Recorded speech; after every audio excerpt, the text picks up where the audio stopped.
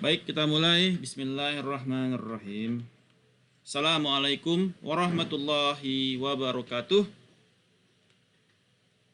Waalaikumsalam warahmatullahi wabarakatuh. Bertemu kembali di kelas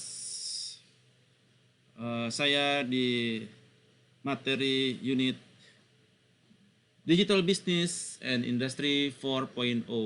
Dan pada kesempatan siang ini kita masuk ke chapter 7 dengan topik Social, Mobile, and Local Marketing. Cita-cita kita di hari ini adalah Anda memahami perbedaan antara traditional online marketing dan new social, mobile, local marketing, dan hubungannya antara sosial, mobile, dan local marketing. Jadi kita ada irisan dengan marketing juga ya di dalam digital business. Kemudian Anda memahami mengenai social marketing proses dari mulai akuisisi, ya, from fan acquisition sampai dengan terjadinya sales. Dan apa saja marketing capabilities dari social marketing platform seperti Facebook, Twitter, Pinterest. Dan Anda juga bisa mengidentifikasi key elements dari mobile marketing campaign. Dan Anda juga memahami kepada capability terhadap location based local marketing. Nah, di dalam topik ini, untuk memulai topik ini, saya akan membawa sebuah kasus terkait Pinterest. Jadi kalau di buku itu topik yang pertamanya adalah Pinterest ya. So, apa yang dimaksud dengan Pinterest? Jadi, Pinterest adalah suatu search engine untuk visual, ya, visual discoveries, untuk mendapatkan ide, ya, terkait misalkan interior, style, resep makanan, ya, yang lebih kepada visual discovery. Nah, campaign atau bentuk foto yang dibuat di Pinterest itu sebutannya adalah pins. Jadi Pinterest. Jadi kalau dia kasih foto itu ada pin. Saya udah bikin pin berapa? Saya lagi lihat pin yang mana gitu ya. Jadi itu istilah lain dari Pinterest untuk foto yang kita lihat adalah pin. Ketika Anda menemukan pin yang Anda sukai, Anda bisa save pin tersebut ke boards Anda untuk bisa memastikan ide tersebut bisa Anda lihat kapanpun. Nah, salah satunya saya gunakan Pinterest itu untuk desain interior rumah saya. Jadi saya ada mau bikin desain ruang tamu, terus saya cari di Pinterest gambarnya yang cocok, kemudian saya adopsi, ya, gambar yang ada di Pinterest tersebut untuk interior rumah. Atau Anda mau bikin teras, ya Anda tinggal buat teras di Pinterest, nanti akan muncul pin terkait dengan teras. Nah, kelebihan di dalam Pinterest dibandingkan dengan yang lain-lainnya seperti Instagram, Facebook, Pinterest ini adalah sebuah platform yang saya katakan cukup unik, ya, dimana nggak cuma sharing kepada foto, tetapi juga sharing kepada websitesnya. Jadi kalau Anda ada foto, Anda klik itu bisa link ke websitenya, ya.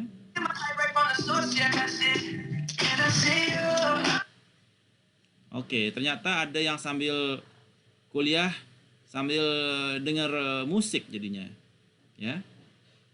Itu tidak ada adabnya ya. Jadi tolong, kalau kalian mau kuliah, ya kuliah aja. Kalau dengar musik, gak usah kuliah gitu, ya. Tadi siapa ya yang hidupin ya?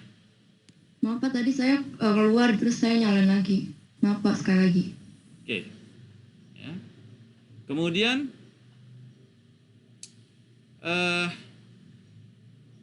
di dalam Pinterest itu kita sharing, selain kita sharing foto, foto itu juga ada linknya. Jadi kita bisa klik foto-foto tersebut dan masuk ke linknya. Kalau di Instagram kita nggak ada link. Kita di Instagram nggak bisa klik keluar link websitenya, nggak bisa. Tapi kalau di Pinterest itu dia bisa. Nah, jadi dan Pinterest ini juga merupakan website yang free, ya, free. Anda tinggal download apps-nya dan Anda tinggal cari kebutuhan Anda. Nah, ini menjadi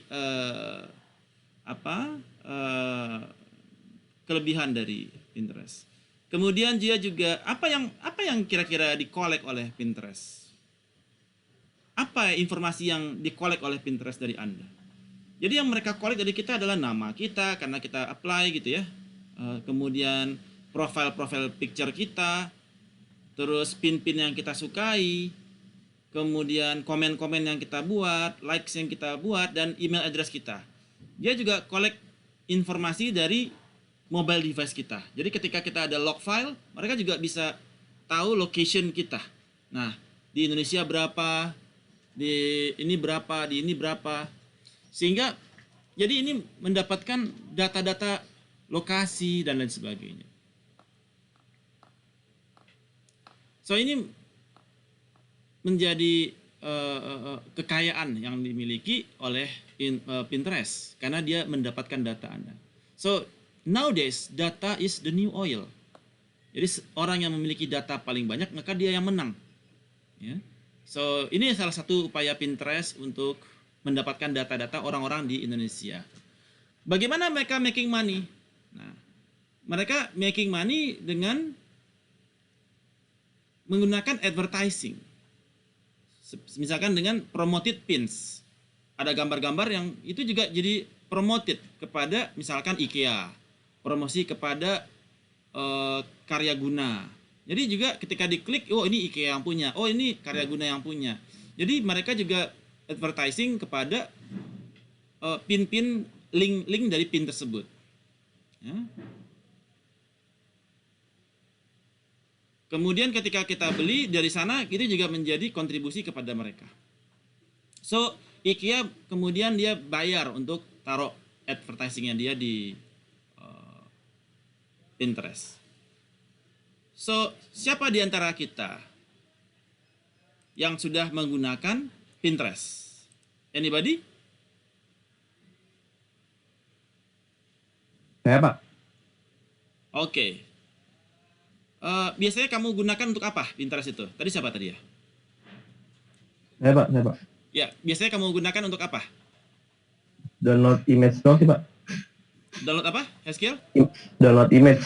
Oh, image. Gambar. Untuk Gambar. gambar apa kebanyakan, Heskiel? Wallpaper, Pak. Aqua paper? Wallpaper. Oh, wallpaper. Wallpaper buat Zoom? Buat HP, Pak. Buat HP. Oke, menarik. Nah, jadi bisa buat wallpaper ya.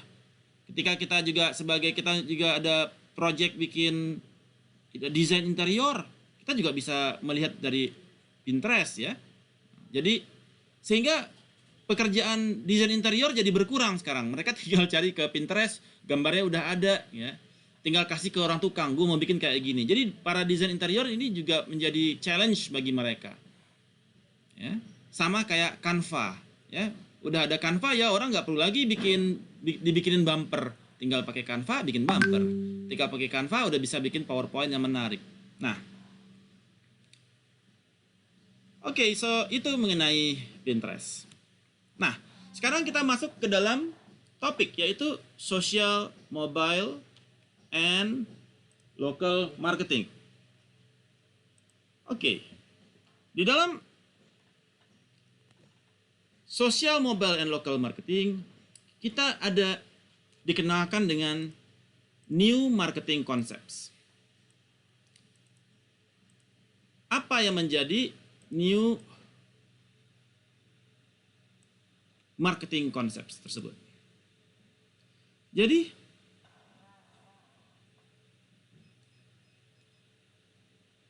dahulu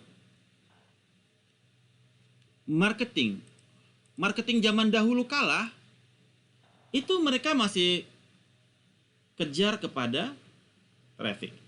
Ini old school. Ya. Bagaimana cara kejar traffic tinggi, websitenya tinggi, trafficnya. This is old school. Jadi saat ini the new marketing concepts itu lebih mengutamakan kepada conversation dan engagement. Ya. So, ini dipicu dari semakin tingginya mobile device. Ya. Semakin tingginya penggunaan mobile device, smartphones seperti Apple, iPhone, Android, ya, yang mana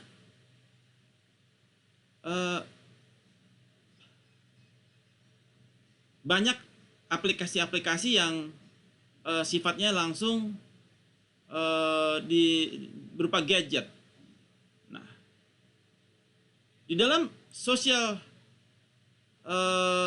mobile marketing ini, mereka lebih mengutamakan kepada conversation karena para customer dia lebih handy ya. Ketika ada di Instagram, mereka bisa chat, bisa bikin komen, bisa likes, bisa share. Nah, ini ketika tingkat conversationnya semakin tinggi, kemudian engagement-nya tinggi, baru dari situ muncul pembelian, ya. Baru muncul purchasing decision. Jadi saat ini orang melakukan purchasing itu apabila dia telah mengalami conversation dan engagement, baru didapatkan purchase. Bukan traffic yang langsung ke purchase, tapi traffic ke conversation, conversation ke engage, baru ke purchase. Jadi dia udah three step ahead, ya. Nggak cuma traffic dari sisi awareness,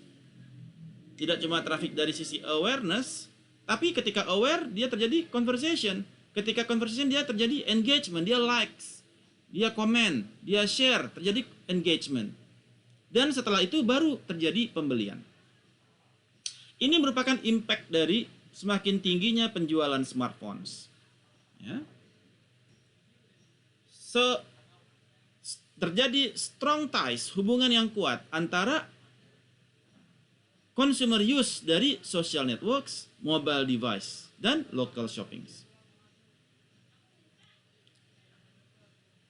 Saat ini,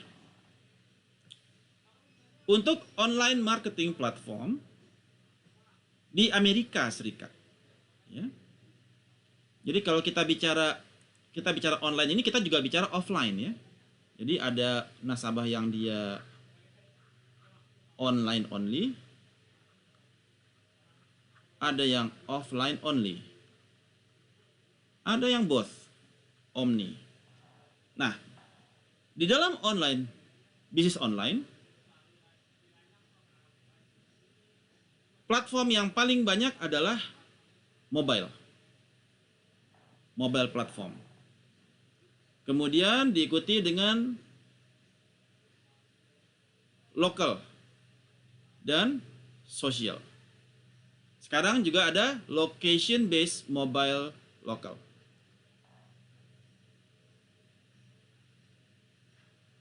Oke. Mobile ini lebih kepada apps, ya. Ya, marketplace itu mobile, ya. Kemudian local marketing, ya, social marketing untuk social media, Instagram, Facebook, Twitter. Kemudian dari sisi lokal ini dia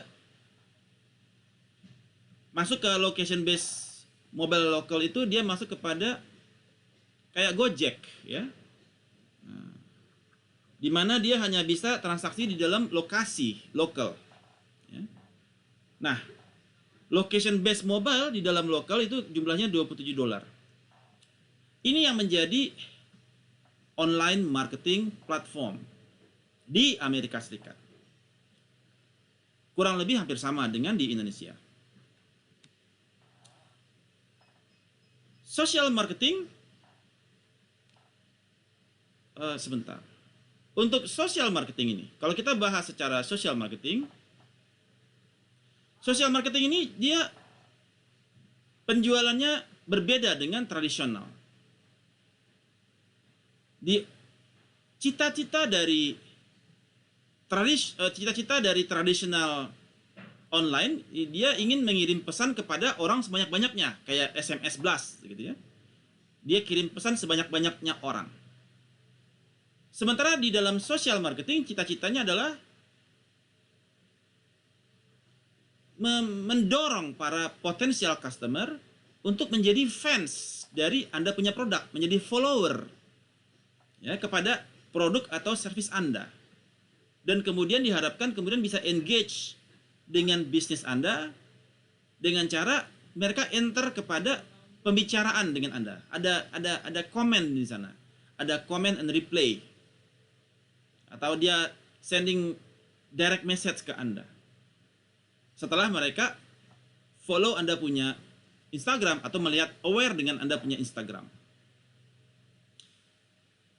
Dan kemudian secara further objektifnya adalah tujuan jangka panjangnya adalah mereka mau membangun business communities ya untuk para fans secara online. Ada community pengguna sepatu Kompas ya. Ada community pengguna Eiger ya, pada Eigerians. Ada community pengguna Duter, pengguna Jordan gitu. Ada komunitasnya secara online. Ya. Sehingga mereka diharapkan bisa memperkuat kepada brand dan mendrive kepada penjualan. Ya. Dengan cara mereka share kepada online conversation mereka. Ya. Nah, inilah yang menjadi objektif dari social marketing.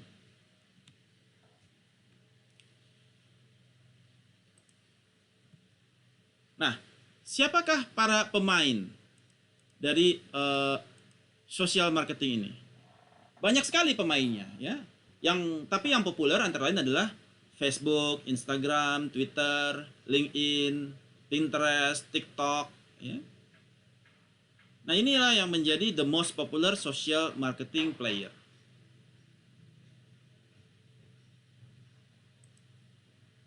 Kemudian yang menjadi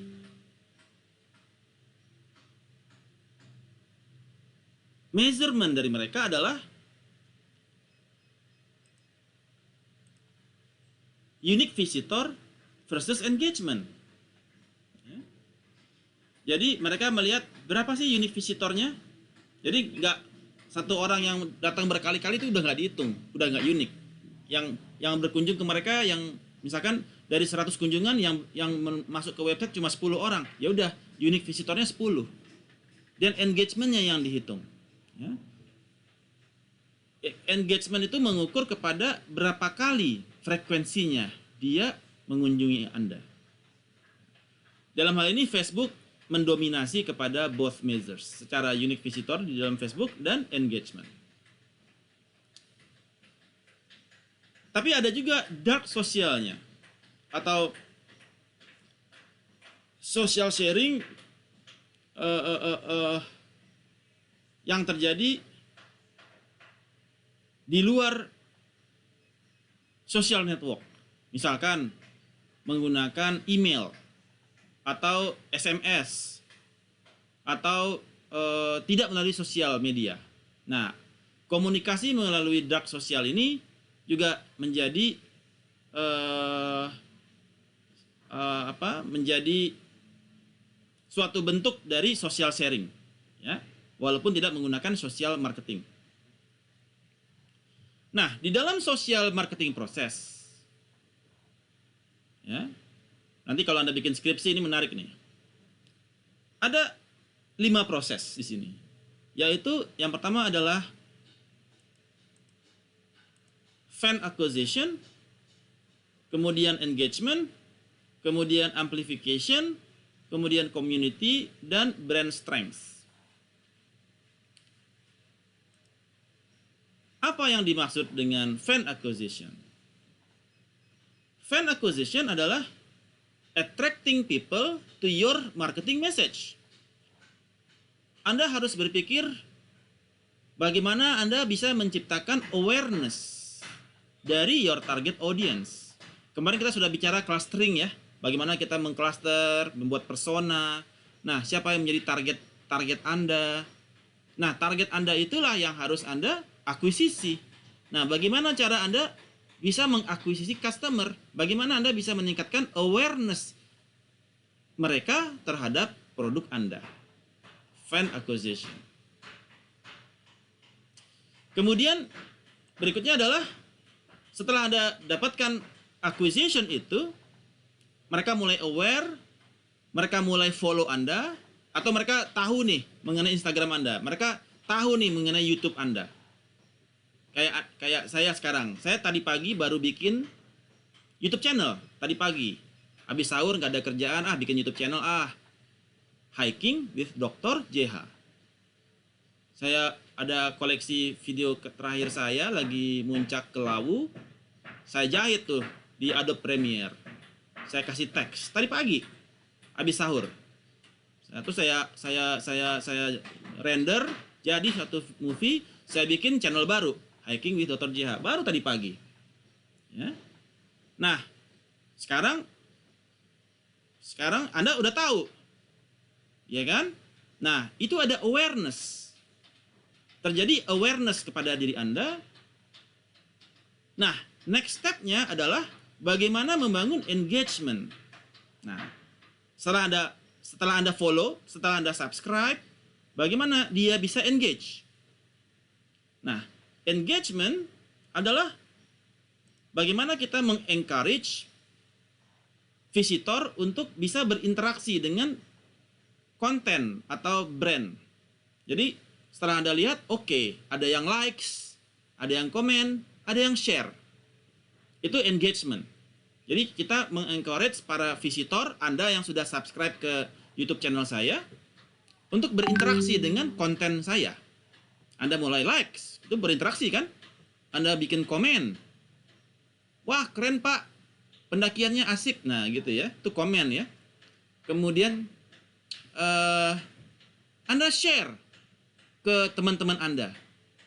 Nah, itu engagement. Terjadi engagement di dalamnya. Nah, setelah itu, setelah mereka mulai engage, Anda mulai berpikir untuk amplification. Amplification itu dia encourage. Jadi mendorong para subscriber, para visitor untuk share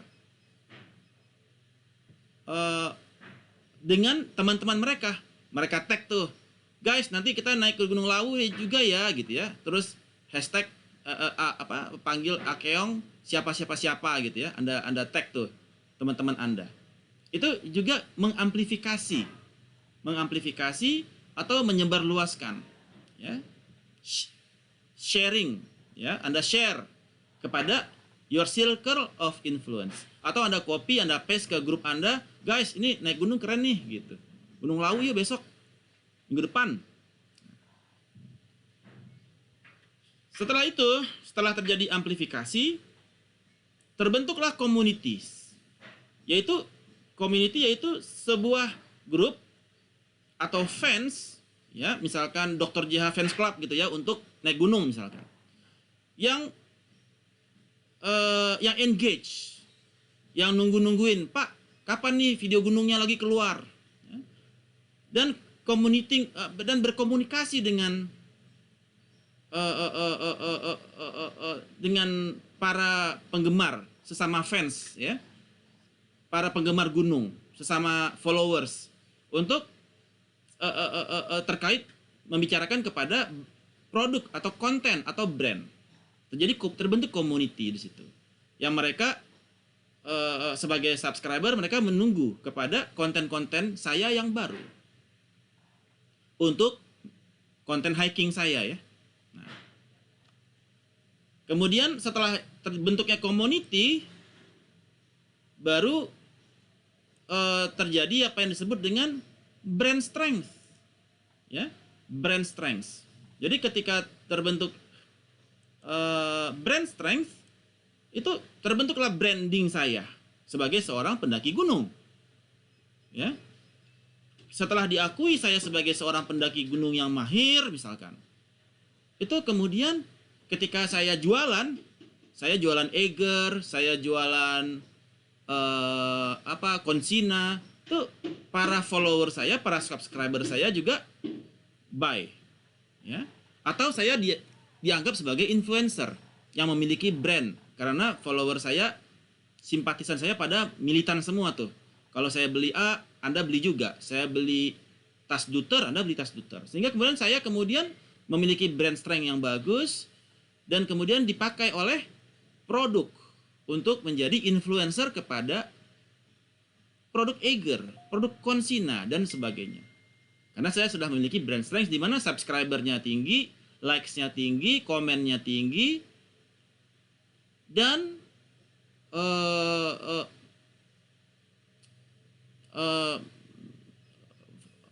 followernya fansnya tinggi.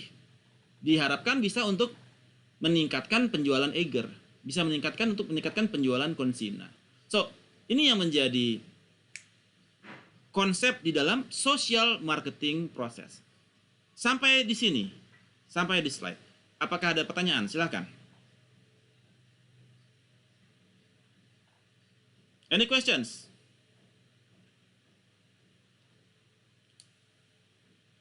Anda bertanya, itu berarti Anda terjadi, artinya bisa berarti 50% Anda sudah mengerti kalau Anda bertanya. 50%-nya lagi nggak ngerti sama sekali. Nah, saya nggak tahu nih apakah Anda yang mengerti 50% ataukah yang nggak ngerti sama sekali. Jadi, coba berinteraksi dulu. Jadi ada engagement di sini dalam perkuliahan. Ada interaksi di dalamnya. Terjadi engagement. Silakan. Pak, Yes. Selomita. kalau amplification itu kayak lebih mengajak gitu ya Pak? Mengajak orang-orang. Ya, mereka NPS ya, Net Promoter Score. Jadi mereka mempromot Anda punya konten kepada circle of influence mereka. Mereka amplifying di situ. Dia share kepada grupnya dia. Wow guys, ini ada video perkuliahannya Pak Jerry nih. Oh, ini ada video Pak Jerry main tenis. Oh, ini ada video gunungnya Pak Jerry. Anda men-share konten-konten yang saya miliki di dalam komunitas Anda. Jadi ada amplifikasi di situ. Sehingga kemudian mereka pada aware. Nah, iterasi lagi dia kepada awareness. Awareness lagi, kemudian yang baru lagi ada engage kan? Dan kemudian mereka amplifikasi lagi. Nah, terjadilah amplifikasi yang berulang-ulang, iterasi, sehingga community terhadap fanbase-nya meningkat. Ya? Sehingga baru Anda bisa jadi influencer seperti Raffi Ahmad. Ya, ada community-nya yang besar. Semua produk ke dia nih. Jadi Anda kalau pengen jadi endorser, Anda harus punya komunitas yang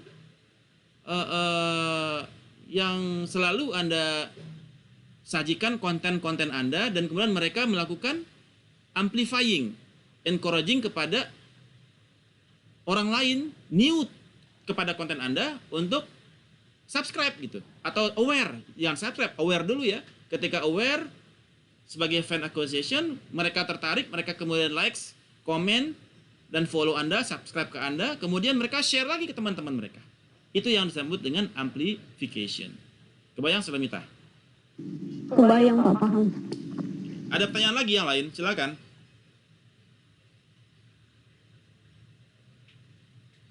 Arasa?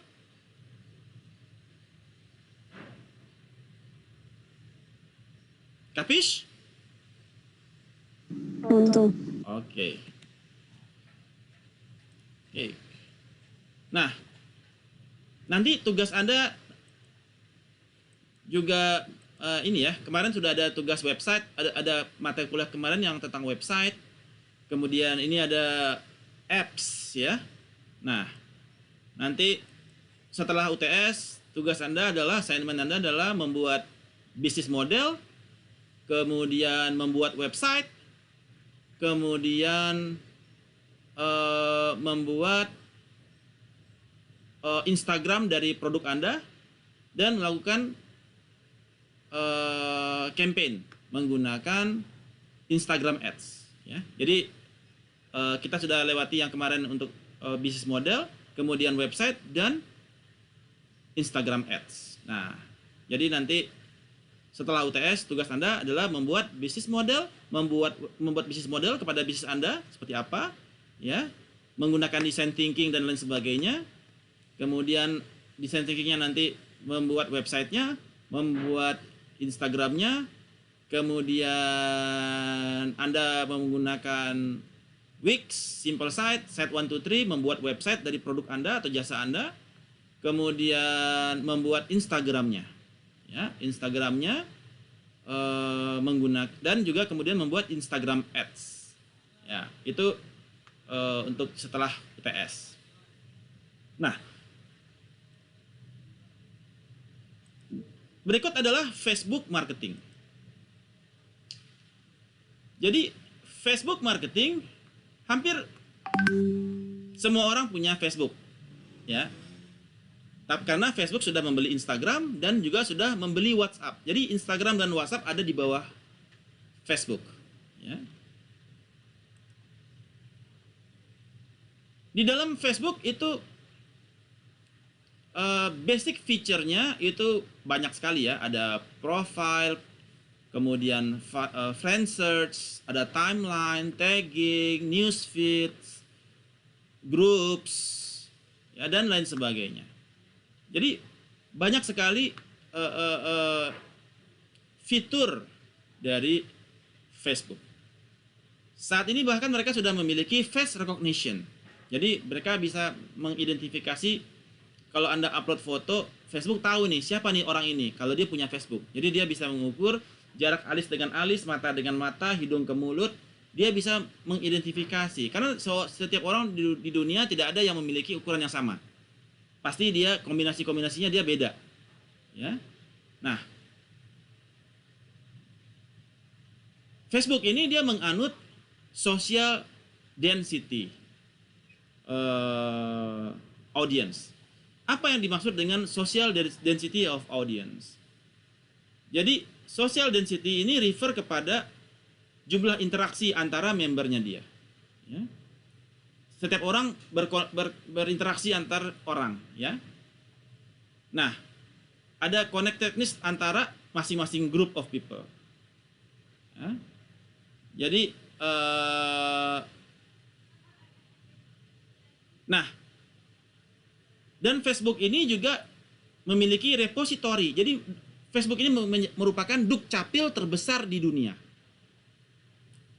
Kenapa? Karena hampir 60% penduduk dunia punya Facebook. Jadi semua ada di Facebook.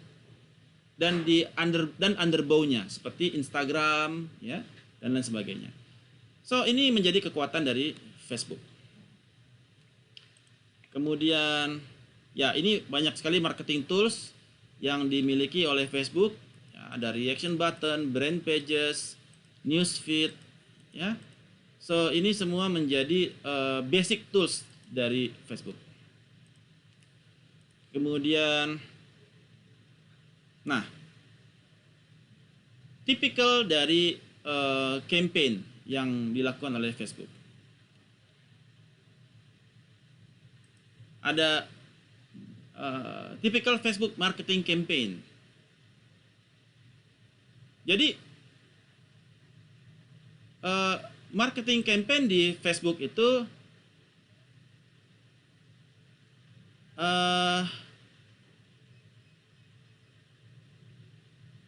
kalau kita pertama kali punya Facebook atau kita bikin company, Anda bikin company ini, ya, maka untuk melakukan Facebook marketing, Anda cukup bikin your company account di Facebook, ya, kemudian bikin Facebook page Anda untuk brand Anda, di mana Anda harus bikin konten-konten yang menarik mengenai produk atau jasa Anda di Facebook.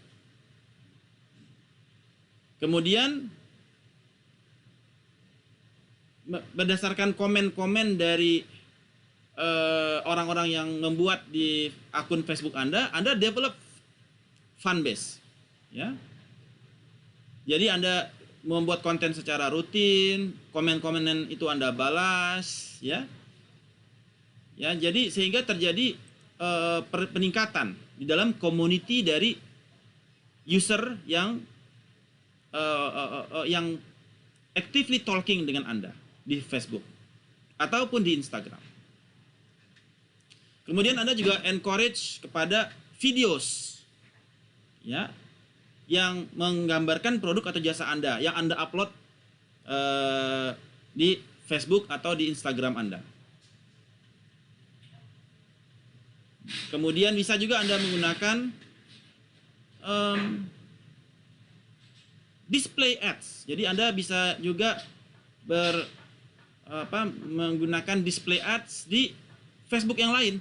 Jadi saya taruh affiliate marketing dengan mereka, ya, untuk taruh Anda punya Facebook page perusahaan Anda.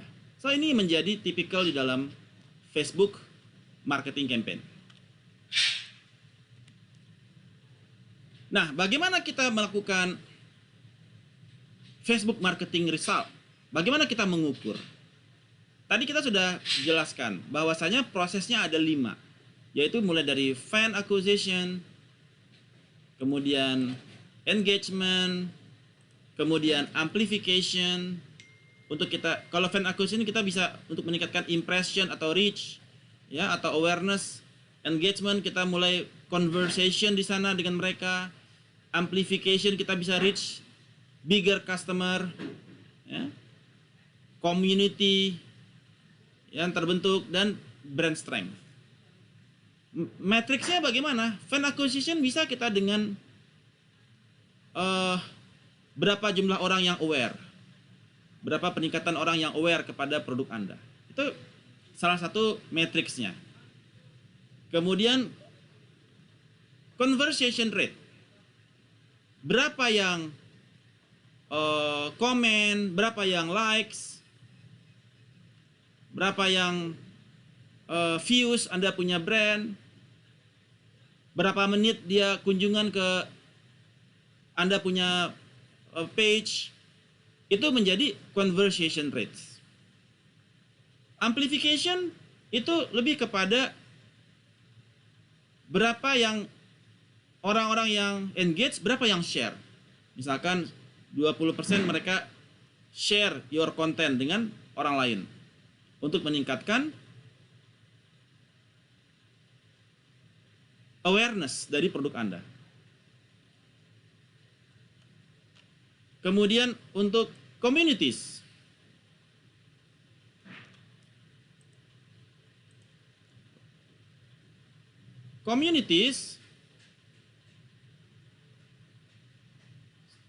interaksi dengan Anda tiap bulan dengan konten Anda pasti bagaimana Anda menjaga interaksi dari your audience dengan konten-konten Anda. Maka Anda harus keluarkan konten secara reguler. Kalau saya bikin naik gunung, ya sekali 2 minggu lah saya bikin konten naik gunung.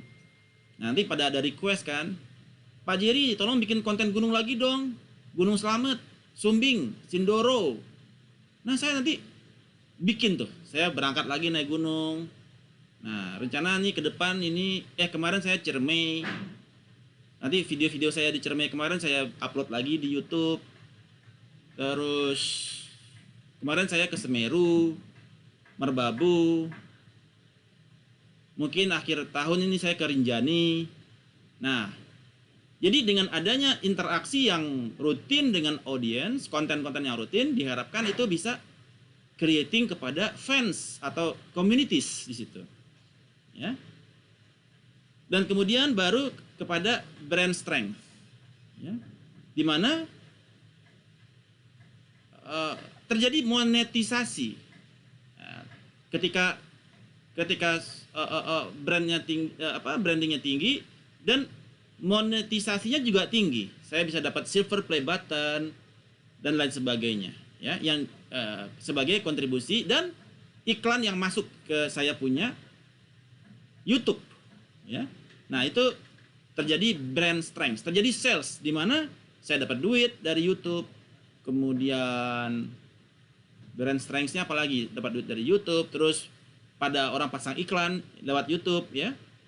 Nanti ada YouTube Analytics, ya. Jadi kita bisa pilih YouTube mana yang kita mau taruh iklan perusahaan kita. Itu nanti di YouTube Analytics. Oke.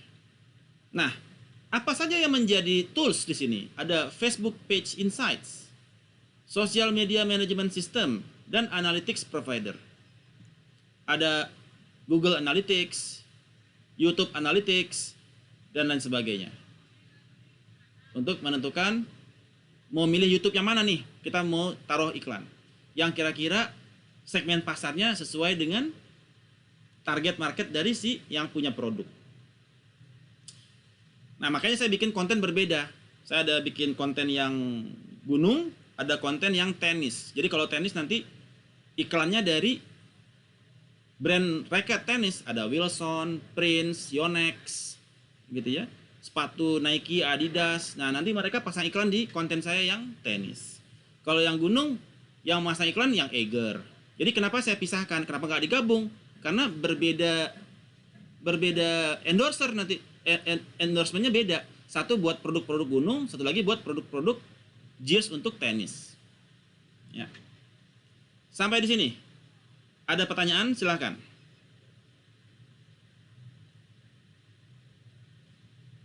Any questions? Shoot.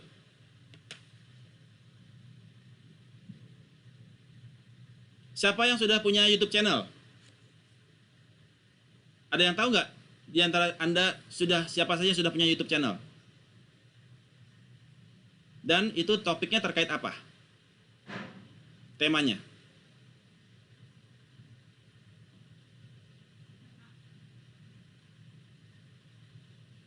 Ada yang tahu? Nggak ada yang tahu kah? Belum pernah ketemu kah di kampus? Belum pernah masuk kampus kah?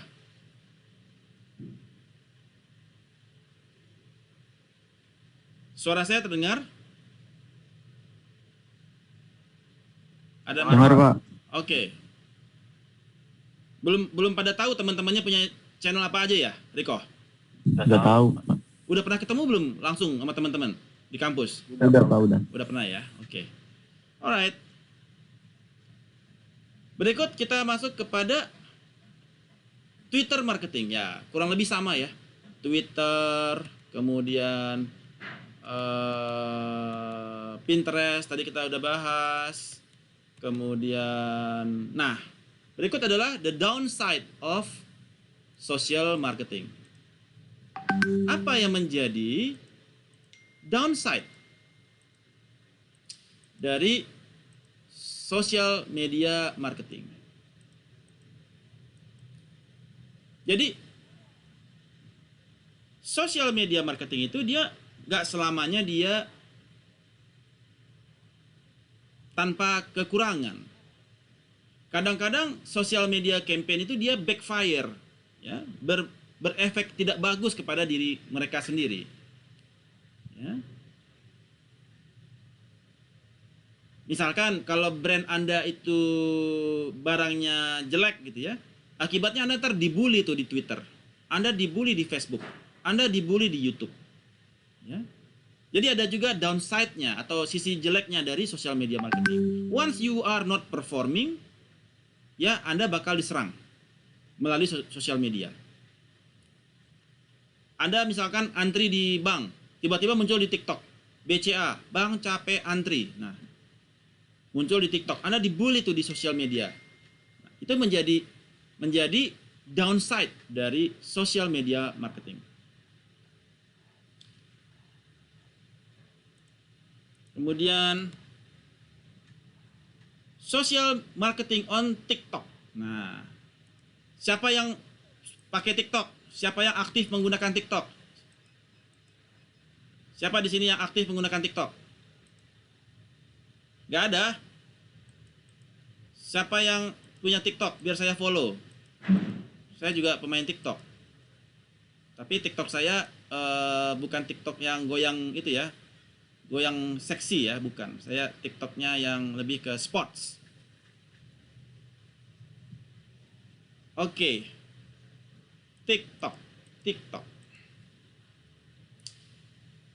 Oke, so saat ini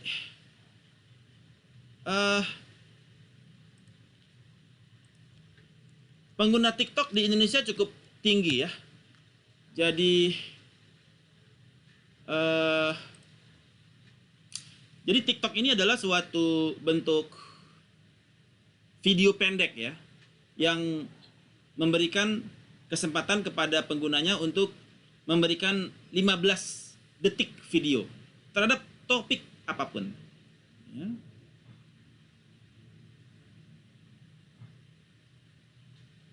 Ini biasanya digunakan untuk sharing, ya, digunakan oleh anak-anak muda untuk mengekspresikan mereka punya ideas, ya, kepandaian, jago nyanyi, jago dansa, jago komedi, lip sync.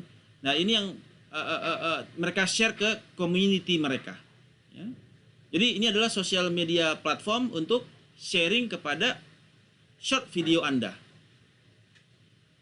Namun di dalam hal ini juga ada resiko dari TikTok, ya, bahwasanya anak kecil sering menjadi korban, ya, dari korban TikTok, anak kecil. Dan pembicaraan di dalam TikTok juga bisa mengakibatkan shifting paradigm. Orang-orang yang biasanya straight jadi LGBT, itu terjadi karena pengaruh TikTok. Orang-orang yang alim menjadi ahli maksiat karena pengaruh TikTok, ya. Jadi anak kecil terutama mereka gampang sekali terpengaruhi, ya. Dia berpikir di TikTok itu betul semua, padahal itu ajarannya sesat. Nah, sehingga banyak orang menjadi korban TikTok. Korban TikTok. Dan sehingga saya rasa TikTok tidak bagus untuk anak-anak kecil, ya. Usia masih SD gitu, sebaiknya dihindari dulu main TikTok. Nah, pertanyaan saya kepada Anda, bagaimana TikTok make money? Ada yang bisa jawab tidak? How does TikTok make money? Who can answer that? How does TikTok make money?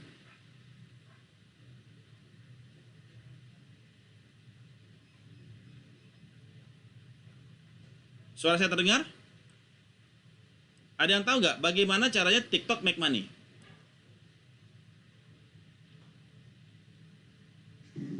Dari videonya, Pak.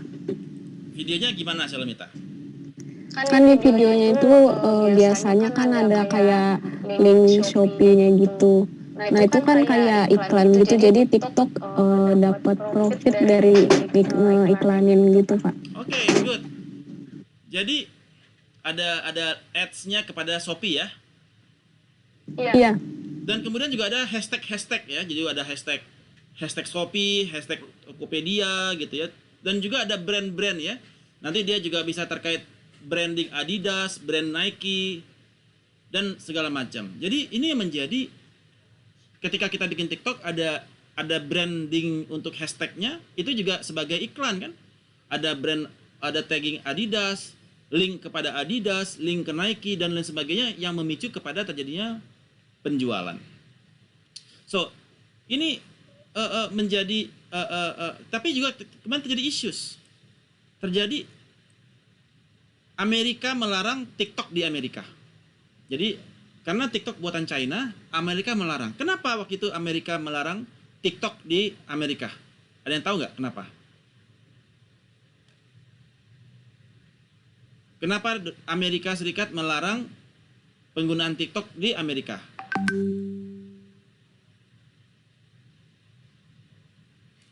Karena ini terkait dengan cyber attack. Aplikasi itu dia meng-allow semua kan, sehingga ketika kita menginstall TikTok dicurigai. Mereka bisa mengaktifkan kamera, mengaktifkan perekam, bisa membaca log Anda, bisa membaca data-data Anda, yang itu kemudian masuk ke China. Sehingga inilah yang dikhawatirkan oleh CIA dan FBI. Kemudian mereka melarang penggunaan TikTok di Amerika. Sementara di kita semua gasken ya. Jadi artinya semua data kita sekarang ada di China. Jadi inilah yang menjadi resiko juga dari TikTok. Alright. Kemudian mobile marketing. Ya, saya nggak terlalu bisnis waktu terlalu lama supaya kita bisa presentasi untuk jurnal Anda ya. Ya, how people actually use mobile device. Ya, hampir tiap orang menghabiskan waktu nonton YouTube, main Instagram, main TikTok, ya. Ditanya di kantor sibuk tapi sibuk TikTok. Sibuk main Instagram, sibuk nonton YouTube. Jadi ini menjadi excuse ya saat ini.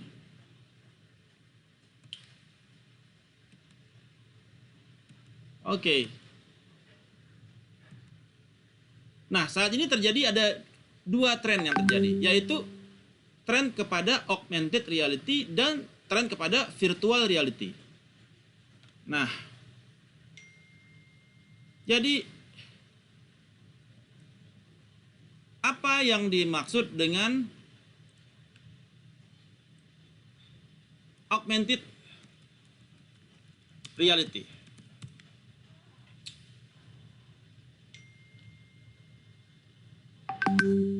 Jadi augmented reality itu adalah, kalau kita dulu ada Pokemon ya, Pokemon Go ya. Nah, itu termasuk ke dalam augmented reality dan ada lagi virtual reality. Augmented reality itu adalah suatu physical world, dunia secara fisik yang dapat dilihat melalui digital visual element, ya, melalui teknologi. Jadi di depan kita nggak ada apa-apa sih. Di depan kita nggak ada apa-apa, tapi kalau pakai handphone bakal muncul kelihatan kuntilanak dan pocong, atau kelihatan monster di situ kan. Jadi ada metaverse, dimensi lain di dalam rumah kita, dimana di mata kita biasa aja, tapi begitu pakai handphone kelihatan semua tuh kuntilanak, pocong, genderuwo, wewe gombel, monster-monster gitu ya, Pokemon gitu ya. Nah, itu disebut dengan augmented reality. Saya pasti ingat dulu saya naik Gunung Merapi, itu Gunung Merapi. Di atas puncak gunung orang cari Pokemon Go, cari Pokemon. Ya, dia cari-cari gitu. Ada monster, tangkep di atas gunung. Saya juga bingung itu kenapa bisa begitu ya. Nah, ada lagi yang disebut dengan virtual reality. Apa bedanya antara augmented reality dan virtual reality? Kalau augmented reality, kita bisa kontrol bahwasanya kita berada di real world, bahwasanya di layar handphone kita itu baru kelihatan tuh. Oh, ini ada ini pakai handphone. Tapi kalau virtual reality itu kita totali di dalam metaverse. Jadi kita menggunakan headset, mata, telinga, semua di dalam device yang kita semua totally under device. Ya. Kalau augmented dengan smartphone, virtual reality dia betul-betul fiction reality, betul-betul kayak kita lagi umroh gitu, lagi tawaf. Kita rasanya betul-betul tawaf, tapi sebenarnya kita cuma jalan keliling-keliling aja di komplek gitu ya. Tapi perasaan kita tuh kita lagi tawaf, karena kita ngelihat sekeliling kita orang beneran gitu ya, di dalam layar kita. Nah, ini yang menjadi trennya ke depan. Ya. Nanti karena pandemi orang pada umroh pakai virtual reality ya.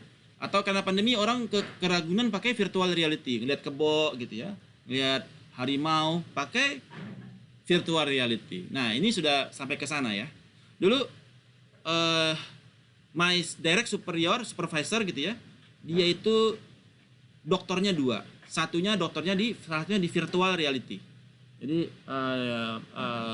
my direct boss waktu saya masih kerja di Singapura, itu doktornya dia tuh virtual reality.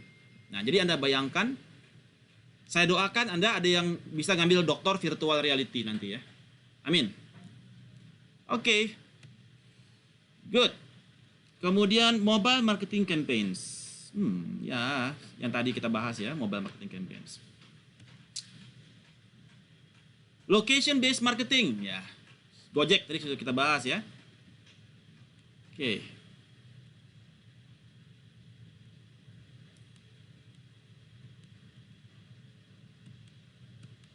Alright, so itulah topik kita di dalam topik kita hari ini, yaitu social, mobile, and local marketing. Sampai di sini, apakah ada pertanyaan? Silahkan. Any questions? Pada hening semua nih. Udah paham semua kah? Araso, minasan. Wakarimasu kah? Saya mau nanya, Pak. Yes, silahkan. Siapa tadi mau tanya?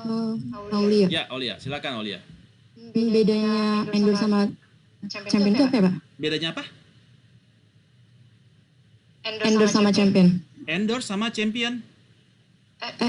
Iya. Tadi kita nggak ada bahas champion. Champion, Pak. Campaign dan Endorse. endorse. Bedanya. Oh, campaign itu adalah konten yang kita berikan. Itu campaign. Misalkan Anda bikin campaign untuk jualan sepatu, jualan produk Anda ya. Anda bikin campaign di Instagram. Kemudian Anda bikin pakai Instagram Ads. Semua orang yang menjadi target audience Anda bakal terpapar campaign Anda berupa foto, berupa video, teks gitu ya. Reach media Anda. Itu disebut dengan campaign. Ya. Ketika Anda follow Instagram orang, dia ada bikin campaign, ya bikin konten, itu campaign dia kepada Anda. Ini gue ada ini nih. Kira-kira kita likes nggak? Itu campaign. Yang kedua apa tadi? Endorser. Aulia? Iya, Pak, endorse. Endorse. Nah, kalau endorse adalah orang yang mempromosikan, dia mengendorse dia punya produk. Produk orang lain. Guys, gua pakai skincare MS Glow nih, muka gua lebih glowing. Itu sebagai endorser. Dia bikin di TikTok gitu ya. Nah, dia sebagai endorser. Kenapa MS Glow menggunakan dia? Karena dia punya fanbase-nya besar, brandnya kuat. Ya, branding dia sebagai influencer kuat karena fansnya besar, banyak gitu ya. Jadi kalau biasanya para fans yang die hard BTS misalkan, itu apa yang dibeli BTS dia beli, apa yang dimakan BTS dia makan gitu ya. Nah, apa yang BTS suruh pakai atau yang si BTS pakai dia juga pakai. Nah, dalam hal ini McDonald menggunakan BTS sebagai endorsernya. Kebayang Aulia? Kebayang, Pak. Kasih, Pak. Alright, good. Any other questions? Kalau tidak ada, kita lanjutkan presentasi untuk jurnal-jurnal Anda. Wait a second.